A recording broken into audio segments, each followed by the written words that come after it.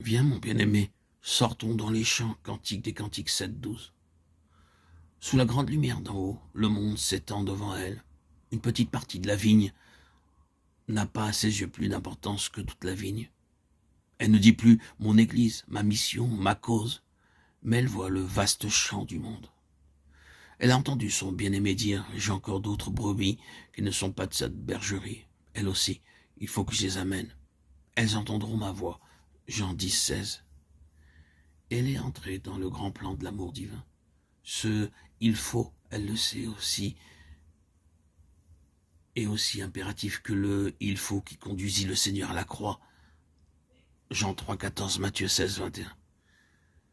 Elle sait aussi que le Père a dit au vainqueur du calvaire, le jour qu'il s'assit à sa droite, « Demande-moi, et je te donnerai les nations pour héritage, les extrémités de la terre pour possession. » Psaume 2,8.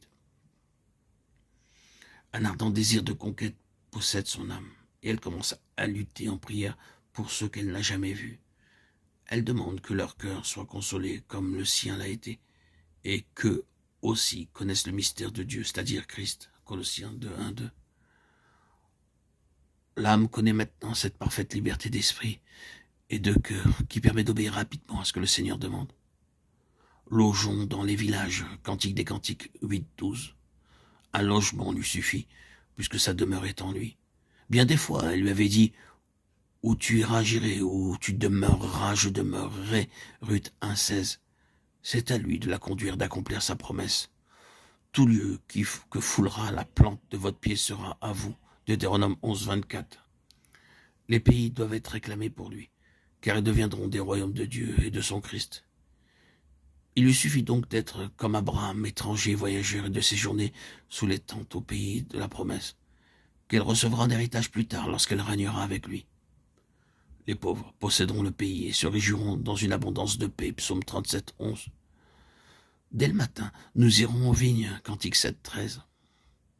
Il n'y a point de temps pour l'oisiveté dans une vie d'obéissance. Il y a une activité incessante dans le royaume du roi. Mon Père travaille jusqu'à ce jour et je travaille aussi, disait Jésus lorsqu'il demeurait ici-bas, revêtu de notre humanité. Si les anges ont le devoir de veiller ici-bas sur ceux qui sont cachés en Christ et de les garder dans toute leur voie, ils ont fort à faire. Psaume 91,3. Il y a une activité charnelle qui n'est pas selon Dieu et l'empêche d'agir. Et une passivité qui ne procède pas non plus de lui et n'est qu'une forme d'oisiveté.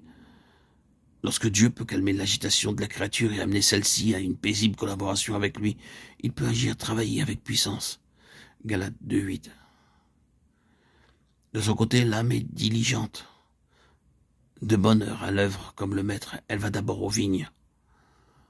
Ô âme cachée en Christ, souvenez-vous de l'intercession à l'intérieur du voile.